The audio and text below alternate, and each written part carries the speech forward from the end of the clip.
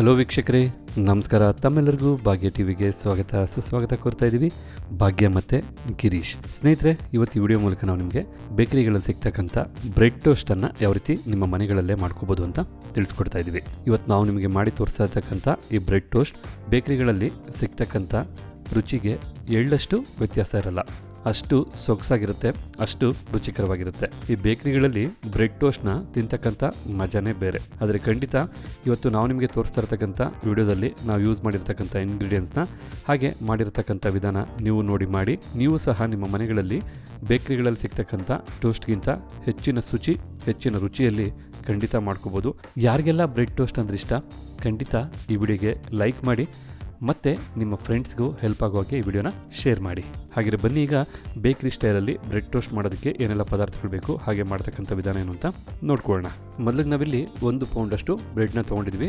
ಒಂದು 15ರಿಂದ 16 ಸ್ಲೈಸ್ ಇದ್ದಾವೆ ಇದರಲ್ಲಿ. ಹಾಗೆ ಮೀಡಿಯಮ್ ಸೈಜ್ನ 3 ಈರುಳ್ಳಿನ ಈ ರೀತಿ ಕಟ್ ಮಾಡಿ ಇಟ್ಕೊಂಡಿದ್ವಿ. ಒಂದು ದಪ್ಪನಾದಂತಹ ಕ್ಯಾರೆಟ್ನ ತೊಗೊಂಡು ಈ ರೀತಿ ತುರಿದಿಟ್ಕೊಂಡಿದ್ವಿ. ಹಾಗೆ ಒಂದು ದಪ್ಪನಾದಂತಹ ಕ್ಯಾಪ್ಸಿಕಮ್ನ ಈ ರೀತಿ ಚಿಕ್ಕದಾಗಿ ಕಟ್ ಮಾಡಿ ಇಟ್ಕೊಂಡಿದ್ವಿ. ಇದ್ರ ಜೊತೆಗೆ ಸ್ವಲ್ಪ ದಪ್ಪನಾದಂತಹ ಆಪಲ್ ಟೊಮೊಟೊ ಒಂದನ್ನು ತೊಗೊಂಡು ಈ ರೀತಿ ಕಟ್ ಮಾಡಿ ಇಟ್ಕೊಂಡಿದ್ವಿ. ಸ್ವಲ್ಪ ಕೊತ್ತಂಬರಿ ಸೊಪ್ಪು ಬೇಕಾಗುತ್ತೆ.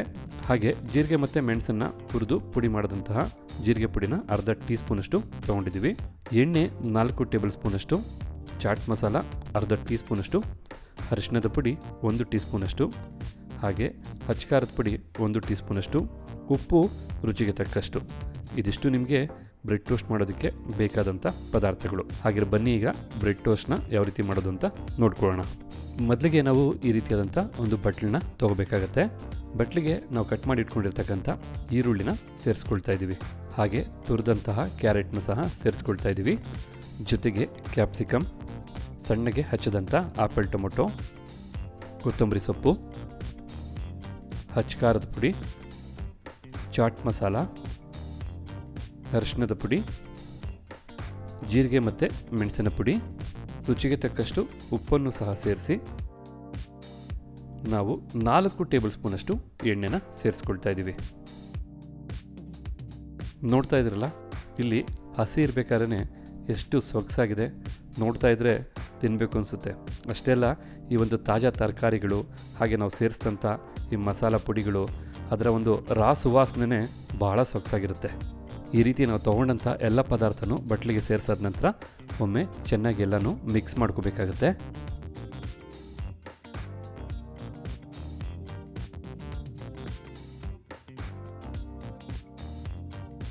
ಹೀಗಿಲ್ಲಿ ನಾವು 1 ನಿಮಿಷಗಳ ಕಾಲ ಎಲ್ಲ ಪದಾರ್ಥನೂ ಚೆನ್ನಾಗಿ ಮಿಕ್ಸ್ ಮಾಡಾಯಿತು. ಈಗ ಬ್ರೆಡ್ ಟೋಸ್ಟ್ ಮಾಡೋದಕ್ಕೆ ಬೇಕಾದಂತಹ ತರಕಾರಿ ಮಸಾಲ ಇಲ್ಲಿ ರೆಡಿಯಾಗಿದೆ. ನಂತರ ನಾವೀಗ ಒಂದು ಚಿಕ್ಕ ಪ್ಲೇಟ್ನ ತೊಗೊಂಡು ಪ್ಲೇಟ್ ಮೇಲೆ ಒಂದು ಬ್ರೆಡ್ ಸ್ಲೈಸನ್ನು ಇಡೋಣ. ನಂತರ ನಾವು ರೆಡಿ ಮಾಡಿ ಮಿಕ್ಸ್ ಮಾಡಿರ್ತಕ್ಕಂಥ ತರಕಾರಿ ಮಸಾಲೆನ ಬ್ರೆಡ್ ಮೇಲೆ ಸೇರಿಸ್ಕೋಬೇಕಾಗತ್ತೆ. ಬ್ರೆಡ್ ಮೇಲೆ ನಿಮ್ಗೆ ಎಷ್ಟು ಬೇಕೋ ಅಷ್ಟು ತರಕಾರಿ ಮಸಾಲೆನ ಸೇರಿಸಿ ಈ ರೀತಿ ಎಲ್ಲ ಕಡೆನೂ ನೀಟಾಗಿ ಹರಡ್ಕೋಬೇಕು. ಬ್ರೆಡ್ ಮೇಲೆ ನಾವು ಪ್ಲೇಟ್ ಮೇಲೆ ಇಟ್ಟು ಮಾಡೋದ್ರಿಂದ ಎಕ್ಸ್ಟ್ರಾ ಬೀಳ್ತಕ್ಕಂಥ ಒಂದು ತರಕಾರಿ ಮಸಾಲೆ ಎಲ್ಲ ಪ್ಲೇಟ್ ಮೇಲೆ ಇರುತ್ತೆ. ಈ ರೀತಿಯಾಗಿ ಬ್ರೆಡ್ ಮೇಲೆ ತರಕಾರಿ ಮಸಾಲನೆಲ್ಲ ಸೇರಿಸಾದ ನಂತರ ನಾವು ಮಾಡ್ತಾ ಇರ್ತಕ್ಕಂಥ ಈ ಬ್ರೆಡ್ ಟೋಸ್ಟ್ನ ಮೈಕ್ರೋ ಓವನಲ್ಲಿ ಮಾಡ್ತಾ ಇರೋದ್ರಿಂದ ಚಿಕ್ಕದಾದಂತಹ ಗ್ರಿಲ್ನ ತೊಗೊಂಡಿದ್ದೀವಿ. ಈ ಒಂದು ಗ್ರಿಲ್ ಮೇಲೆ ನಾವು ತರಕಾರಿ ಮಸಾಲಾನ ಬ್ರೆಡ್ ಪೀಸ್ ಮೇಲೆ ಸೇರಿಸಿರ್ತಕ್ಕಂಥ ಬ್ರೆಡ್ಗಳನ್ನ ಜೋಡಿಸ್ಕೋಬೇಕಾಗುತ್ತೆ. ಒಮ್ಮೆಗೆ ಒಂದು 4 ಟೋಸ್ಟನ್ನು ನಾವು ರೆಡಿ ಮಾಡ್ಕೋಬೋದು. ಈ ರೀತಿಯಾಗಿ ನಾವು ಗ್ರಿಲ್ ಮೇಲೆ ಬ್ರೆಡ್ ಟೋಸ್ಟನ್ನು ಸೇರಿಸಾದ ನಂತರ ಇವಾಗ ಇದನ್ನೆಲ್ಲ ನಾವು ಓವನಲ್ಲಿ ರೋಸ್ಟ್ ಮಾಡ್ಕೋಬೇಕಾಗತ್ತೆ.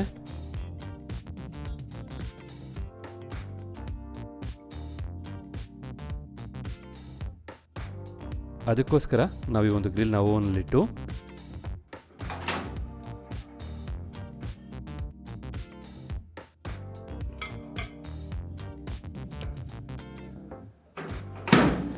ನಂತರ ನಾವು ಗ್ರಿಲ್ ಅಂತಕ್ಕಂಥ ಆಪ್ಷನ್ನ ಪ್ರೆಸ್ ಮಾಡಿ ಟೈಮಿಂಗ್ ಸೆಟ್ಟಿಂಗಲ್ಲಿ ನಾವು 10 ನಿಮಿಷಗಳ ಕಾಲ ಟೈಮ್ನ ಸೆಟ್ ಮಾಡಬೇಕಾಗತ್ತೆ.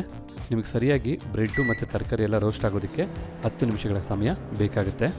ನಾವು ಈ ರೀತಿ ಬ್ರೆಡ್ ಟೋಸ್ಟನ್ನು ರೋಸ್ಟ್ ಮಾಡ್ಕೋಬೇಕಾದ್ರೆ ನಾವು ಕಂಪ್ಲೀಟಾಗಿ ರೋಸ್ಟ್ ಮಾಡಬಾರ್ದು. ಈರುಳ್ಳಿ ಎಲ್ಲ ಒಂದು 60ರಿಂದ 70 ಭಾಗ ರೋಸ್ಟ್ ಆದರೆ ಸಾಕಾಗುತ್ತೆ. ಆಗಲೇ ನಿಮಗೆ ಬ್ರೆಡ್ ಟೋಸ್ಟು ಬಹಳ ರುಚಿ ಕೊಡ್ತಕ್ಕಂಥದ್ದು.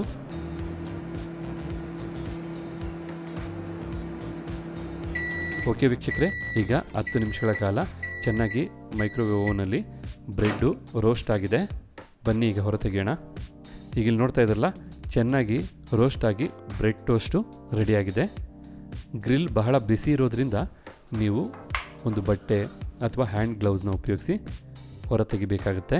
ಈಗ ಇಲ್ಲಿ ನೀವು ನೋಡ್ತಾ ಇದ್ರಲ್ಲ ವೀಕ್ಷಕರೇ, 100% ಬೇಕರಿ ಶೈಲಿಯ ಬ್ರೆಡ್ ಟೋಸ್ಟ್ ಎಷ್ಟು ಚೆನ್ನಾಗಿ ರೆಡಿಯಾಗಿದೆ ಅಂಥೇಳಿ. ರುಚಿ ಆಗ್ಬೋದು, ಬಣ್ಣ ಆಗ್ಬೋದು, ಟೆಕ್ಸ್ಚರ್ ಆಗ್ಬೋದು, ಯಾವುದರಲ್ಲೂ ಕಡಿಮೆ ಇಲ್ಲ. ಅಷ್ಟು ಸೊಗಸಾಗಿ ಮೂಡಿ ಬಂದಿದೆ ನಾವು ಮಾಡಿದಂಥ ಈ ಬೇಕರಿ ಶೈಲಿಯ ಬ್ರೆಡ್ ಟೋಸ್ಟ್. ಖಂಡಿತ 1 ಪೌಂಡ್ ಬ್ರೆಡ್ ಇದ್ರೆ ಸಾಕು, ನೀವು ಮನೆ ಮಂದಿಯೆಲ್ಲ ಬ್ರೆಡ್ ಟೋಸ್ಟ್ ಮಾಡಿ ತಿನ್ಬೋದು. ಈ ಸಮಯದಲ್ಲಿ ಮಕ್ಕಳಂತೂ ಬಹಳ ಇಷ್ಟಪಟ್ಟು ತಿಂತಾರೆ. ಮತ್ತೊಮ್ಮೆ ಹೇಳ್ತಾ ಇದ್ದೀನಿ, ರುಚಿಲಂತೂ ಎಳ್ಳಷ್ಟು ಸಾಸಿವೆಯಷ್ಟು ವ್ಯತ್ಯಾಸ ಇರಲ್ಲ, ಅಷ್ಟು ಚೆನ್ನಾಗಿರುತ್ತೆ ಈ ರೀತಿಯಾದಂಥ ಬ್ರೆಡ್ ಟೋಸ್ಟ್ ಮಾಡಿ ತಿಂದರೆ. ಹಾಗಿದ್ರೆ ಇವತ್ತು ನಾವು ಮಾಡಿ ತಿಳಿಸಿದಂಥ ಈ ಬ್ರೆಡ್ ಟೋಸ್ಟ್ ನಿಮಗೆಲ್ಲ ಇಷ್ಟ ಆಗಿದೆ ಅಂತ ತಿಳ್ಕೊಂಡಿದ್ದೀನಿ. ಇಷ್ಟ ಆಗಿದರೆ ಈ ವಿಡಿಯೋಗೊಂದು ಲೈಕ್ ಮಾಡಿ, ಜೊತೆಗೆ ತಮ್ಮ ಅನಿಸಿಕೆ ಅಭಿಪ್ರಾಯ ಏನಿದೆ ಅನ್ನೋದನ್ನು ಕಮೆಂಟ್ ಬಾಕ್ಸಲ್ಲಿ ಕಮೆಂಟ್ ಮಾಡಿ. ಅಷ್ಟೇ ಅಲ್ಲ, ಈ ವಿಡಿಯೋನ ಮತ್ತೊಬ್ಬರಿಗೂ ಹೆಲ್ಪ್ ಆಗೋ ಹಾಗೆ ಶೇರ್ ಮಾಡಿ ಅಂಥೇಳಿ ತಮಗೆಲ್ಲರಿಗೂ ಧನ್ಯವಾದನ ಅರ್ಪಿಸ್ತಾ ಇದ್ದೀವಿ ಭಾಗ್ಯ ಮತ್ತು ಗಿರೀಶ್. ಮತ್ತೆ ಹೊಸ ವಿಡಿಯೋದಲ್ಲಿ ಭೇಟಿಯಾಗೋಣ. ಅಲ್ಲಿವರೆಗೂ ನಮಸ್ಕಾರ ವೀಕ್ಷಕರೇ.